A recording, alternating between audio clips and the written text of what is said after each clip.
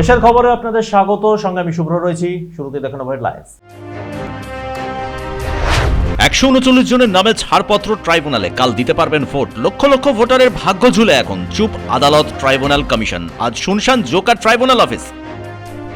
Detention ক্যাম্পের ভয়ে মরতে হলে জন্মভিটেতেই মরব বললেন মুর্শিদাবাদের পরিযায়ী শ্রমিকরা। ভোট ভাগের খেলায় বিজেপি, মুসলিম ভোট আটকাতে ছক কমিশনেরও। নির্বাচনের পর মাছের ঝোল খাওয়াবো, বিজেপি নেতাদের নিশানা মমতার। এখন হজে যাবেন না, ভোটের পর সব ব্যবস্থা বললেন তৃণমূল নেত্রী। হাওড়ায় রোড শো।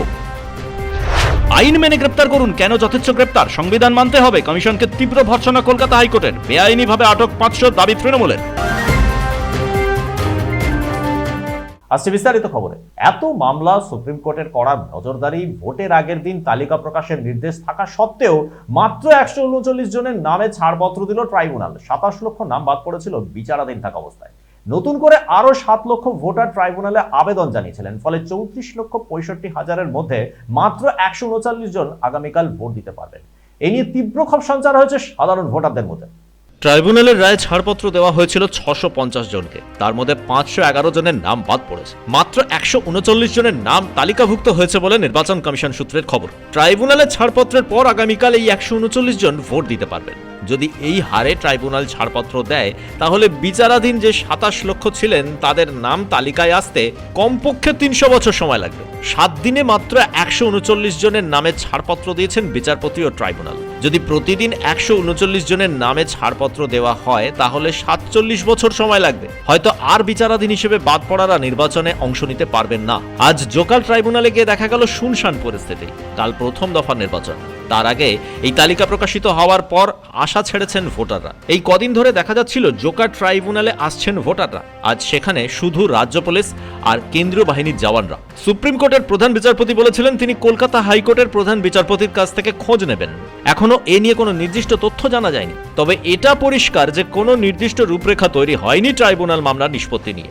শুধুমাত্র প্রাক্তন বিচারপতিরা আসছেন বলে শোনা যাচ্ছে। কিন্তু যে পদ্ধতি মেনে লক্ষ লক্ষ নামে ছাড়পত্র দেওয়া যায়, সেই পদ্ধতি কোথায় তা নিয়ে প্রশ্ন উঠতে শুরু করেছে। গতকাল পর্যন্ত কোচবিহার থেকেও মানুষ এসেছিলেন জোকার ট্রাইব্যুনালে।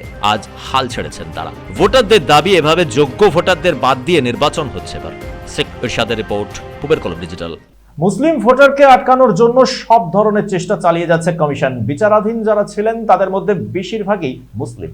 কমিশন মনে করে যদি 3% হিন্দু ভোট সুইং করে, তাহলে বিজেপি এবার ক্ষমতায় আসবে। ফলে মুসলিম ভোট আটকানোর জন্য সব খেলা শুরু করেছেন জ্ঞানেশ কুমার। বিচারাধীন যারা রয়েছেন তাদের নামে ছাড়পত্র দিলে যে বিজেপি বিরোধী ভোট বাড়বে তা জেনেই ধীরে চলো নীতি নিয়েছে কমিশন ও ট্রাইব্যুনাল। পর্যাপ্ত পরিকাঠামো দেওয়া হয়নি, এই অভিযোগ তুলেছেন অনেকেই। কমিশন সূত্রের খবর, সেই জন্যই এখনো পর্যন্ত নির্দিষ্ট রূপরেখা ঠিক হয়নি। এখন প্রশ্ন হচ্ছে, কেন এই অবস্থা? বিজেপি নেতারা মনে করছেন বিচারাধীন যারা রয়েছেন তাদের বেশিরভাগই সংখ্যালঘু মুসলিম। যারা বাদ পড়েছেন তাদের মধ্যে যদি 80% তৃণমূলের ভোটার হয় আর 20% বিজেপির সমর্থক হন, যদি মাত্র 1.5% ভোট সুইং করে বিজেপির দিকে, তাহলে বিজেপি 116টা আসন পেতে পারে। যেসব বিধানসভায় সবচেয়ে বেশি মুসলিম ভোটার বাদ পড়েছেন, সেখানে 156টা আসনের মধ্যে তৃণমূল কংগ্রেস পেয়েছিল 129টা আসন। পশ্চিম বর্ধমান, দক্ষিণ দিনাজপুর, উত্তর কলকাতায় খুব কম মার্জিনে জিতেছিল তৃণমূল কংগ্রেস। এবার সেখানে জয়ের ব্যবধানের চেয়ে নাম বাদ পড়ার সংখ্যা বেশি। বিজেপি নেতারা মনে করছেন যদি 3% ভোট সুইং করে, তাহলে বিজেপি পেতে পারে 177টা আসন। আর সেই জন্যই মুসলিম ভোটার, অর্থাৎ যাদের নাম বাদ পড়েছে বিচারাধীন থেকে, তারা যাতে কোনোভাবেই নির্বাচনে অংশ নিতে না পারেন, সেই জন্য যাবতীয় ছক কষেছে বিজেপি ও নির্বাচন কমিশন। ফলে এখনই ট্রাইব্যুনালে যে নামে ছাড়পত্র মিলবে না তা এখন পরিষ্কার। বিজেপি সেজন্যই সর্বশক্তি দিয়ে চেষ্টা চালাচ্ছে ট্রাইব্যুনাল যেন কোনো কাজ না করতে পারে। মুর্শিদাবাদে এবার তারা মনে করছে মুসলিম ভোট কাটার খেলায় তারা বাজিমাত করবে। ব্যুরো রিপোর্ট, পুবের কলম ডিজিটাল। মরতে যদি হয় তাহলে নিজের ভিটেতেই মরবো বলছেন মুর্শিদাবাদের মানুষ। আগামীকাল ভোট দিতে পারবেন না এটা জেনেই ডিটেনশন ক্যাম্পের আতঙ্কে রয়েছেন তারা। মরতে যদি হয় জন্মভূমিতেই মরবো, নিজের ভিটে প্রাণ দেব, অন্য রাজ্যে ডিটেনশন ক্যাম্পে থাকবো কেন, এই আতঙ্ক এখন গ্রাস করেছে পরিযায়ী শ্রমিকদের মধ্যে। অসমের পর মহারাষ্ট্রে তৈরি হয়েছে ডিটেনশন ক্যাম্প। সেখানে বাংলায় কথা বলার জন্য বাঙালিদের রাখা হবে, ইতিমধ্যেই ঘোষণা করেছে বিজেপি। ভিন রাজ্য থেকে মুর্শিদাবাদে ফিরে সবাই বলছেন বৈধ নথি থাকা সত্ত্বেও বাদ দেওয়া হয়েছে নাম। প্রথমে বলা হয়েছিল একটা নথি জমা দিলেই হবে, এখন 14টা নথি দিয়েও নাম উঠছে না। গ্রাম, তাদের কাগজপত্র সবই তো আছে। এ পর্যন্ত এমনকি 2 সালে অনেকের ভোটারও ছিল, এত কাগজপত্র থাকা সত্ত্বেও অনেকেই বাদ দিয়েছে। সে নিরিখে বাদ দিয়েছে সেটাই তো বুঝতে পারছি না। তাদের তো যথারীতি আমি তুলনা করে দেখলাম যে একই প্রমাণ দিয়েছে অনেকেরই হয়েছে, আবার সেই একই ধরনের প্রমাণ দেওয়া অনেকের হয়নি।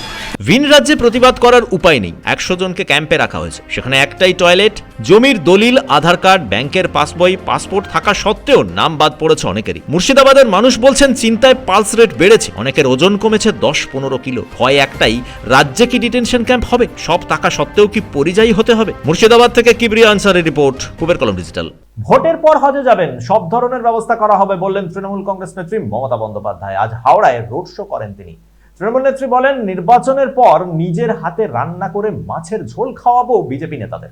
নয়, বদলা চাই, ভোটের বাক্সে বদলা চাই। খুনোখুনিতে আমরা বিশ্বাস করি না বললেন মমতা বন্দ্যোপাধ্যায়। তিনি বলেন, ভোটের পর দেখবেন পেট্রোল ডিজেলের দাম বেড়ে যাবে, জঙ্গল থেকে কাঠ কেটে এনে আগুন জ্বালাতে হবে, খুব সাবধান। তৃণমূল কংগ্রেস নেত্রী বলেন, বিজেপির রাজনৈতিক গিরগিটি গ্রামে গ্রামে টাকা পাঠাচ্ছে। আজ তিনি বলেন, ভোট না দিয়ে কেউ হজে যাবেন না, আমি হজের যাবতীয় ব্যবস্থা করে দেবো। এই সময় বলছে সব লোককে 9000 লোককে হজে পাঠিয়ে দাও, সব শয়তানি। আমি হজে যারা যেতে চান সবার ব্যবস্থা আমাদের হজ কমিটি করবে।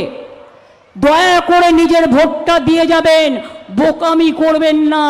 যদি ভোট না দিয়ে যান, যারা যেতে চান, যাদের পারমিশন আছে, কথা দিচ্ছি হজ কমিটি দেখবে। কিন্তু ভোট না দিয়ে কেউ যাবেন না, গেলে আপনাকে এনআরসি করে দেশ থেকে বিতাড়িত করবে, তখন কিন্তু আমায় দোষ দেবেন না। হজের অনেক টাইম আছে, প্রতিবার ভোটের সময় ফেলে যাতে এখানকার লোক ভোট দিতে না পারে। এদিন হাওড়ার শিবপুরে পদযাত্রা করেন তিনি। শঙ্করমঠ থেকে বেলেপোল পর্যন্ত মিছিলে হাঁটেন মমতা বন্দ্যোপাধ্যায়। মিছিলে হাঁটেন ইমন চক্রবর্তী। পুষ্পবৃষ্টি করা হয় মমতা বন্দ্যোপাধ্যায়কে লক্ষ্য করে। বাঁধ ভাঙা উচ্ছ্বাস ছিল এদিনের মিছিলে। হাওড়া থেকে সুমন আদকের রিপোর্ট, কুবের কলম ডিজিটাল। আইন মেনে গ্রেপ্তার করতে হবে, নির্বাচন কমিশনকে কড়া ভৎসনা করল কলকাতা হাইকোর্ট। কোনো কারণ ছাড়াই 500 জনকে গ্রেপ্তার করা হয়েছে, এই অভিযোগ তুলেছেন তৃণমূল কংগ্রেস নেতারা। আজ প্রধান বিচারপতি বলেন, কমিশন সীমা ছাড়াতে পারে না। ট্রাবল মেকার তকমা দিয়ে ঢালাও গ্রেপ্তার করা চলবে না, নির্দিষ্ট আইন মেনে গ্রেফতার করতে হবে, নির্দেশ দিল কলকাতা হাইকোর্ট। কলকাতা হাইকোর্টের প্রধান বিচারপতি সুজয় পাল আর বিচারপতি পার্থ সারথী সেনের ডিভিশন বেঞ্চ জানায়, সংবিধানের 324 নম্বর ধারা মেনে কাজ করতে হবে। ক্ষমতা সীমাহীন নয়, কেউ যদি অপরাধ করে পুলিশ আইন অনুযায়ী ব্যবস্থা নিতে পারবে। সতর্কতামূলক হিসেবে কাউকে আটক করতে গেলে আইন মানতেই হবে। নির্বাচন কমিশন যথেচ্ছ গ্রেপ্তার করছে, এই অভিযোগ তুলে সরব হয়েছে তৃণমূল কংগ্রেস। প্রাক্তন পুলিশ কর্তা ও রাজ্যসভার সাংসদ রাজীব কুমার বলেন, যে আধিকারিকরা বেআইনিভাবে গ্রেফতার করছেন তাদের আদালত পর্যন্ত টেনে নিয়ে যাওয়া হবে। এই গ্রেফতারি রাজনৈতিক উদ্দেশ্য প্রণোদিত। Our response will be systematic, documented and relentless. Let me very clearly tell that regardless of rank, state of origin or paternity, every person who has issued or evicted an unlawful arrest order, every officer found to have acted outside statutory authority, and every official with a documented conflict of interest will be named and dragged before a court of law. State borders or political backing or is no immunity. कि আমি এখানে থাকি আর ওখানে থাকি আর আমি ওই এই এজেন্সির জন্য কাজ করি আর এই ফোর্সের জন্য কাজ করি, everyone has to be responsible for his acts. 500 জনের বেশি গ্রেফতার হয়েছেন এখনো পর্যন্ত। এ নিয়ে আজ কমিশনের অফিসে যান তৃণমূল কংগ্রেস নেতারা। শেখ ইরশাদের রিপোর্ট, কুবের কলম ডিজিটাল। নির্বাচনের আগে গ্রেপ্তারির নোটিশ পেলেন কবি শ্রীজাত। কৃষ্ণনগর আদালত থেকে গ্রেপ্তারি পরোয়ানা জারি করা হয়েছে। 2019 সালের এক মামলায় তার নামে গ্রেপ্তারি পরোয়ানা জারি হওয়ার পর শ্রীজাত বলেন, প্লেটো বলেছিলেন আদর্শ রাষ্ট্রে কবির কোনো জায়গা হয় না। আমার মনে হচ্ছে আমরা কি তাহলে আদর্শ রাষ্ট্র হওয়ার দিকে এগিয়ে চলেছি? 76 বছরের পুরনো এক মসজিদকে গুঁড়িয়ে দেওয়ার সিদ্ধান্ত নিল যোগী প্রশাসন। এলাহাবাদের এই মসজিদ 1950 সালের ওয়াকফ সম্পত্তিতে তৈরি হয়। সেই মসজিদ বেআইনি সম্পত্তিতে তৈরি হয়েছে বলে দাবি করেছে রেল মন্ত্রক।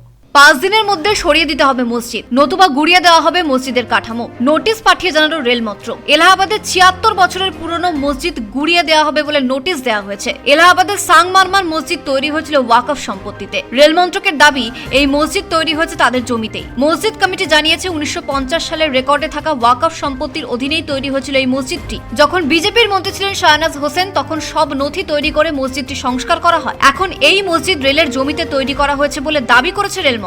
এ নিয়ে উত্তেজনা ছড়িয়ে পড়ে এলাহাবাদে। মসজিদ কমিটি জানিয়েছে প্রয়োজনে তারা আদালতের দ্বারস্থ হবেন। তাদের কাছে ওয়াকফ সম্পত্তির যাবতীয় নথি রয়েছে, এমনকি তৎকালীন বিজেপি নেতা শাহনাজ হোসেনের সই করা সমস্ত নথিও তাদের কাছে রয়েছে। যদিও রেল মন্ত্রক জানিয়েছে 27 এপ্রিলের মধ্যে যদি মসজিদ না সরানো হয় তাহলে বুলডোজার চালানো হবে। ব্যুরো রিপোর্ট, পূবের কলম ডিজিটাল।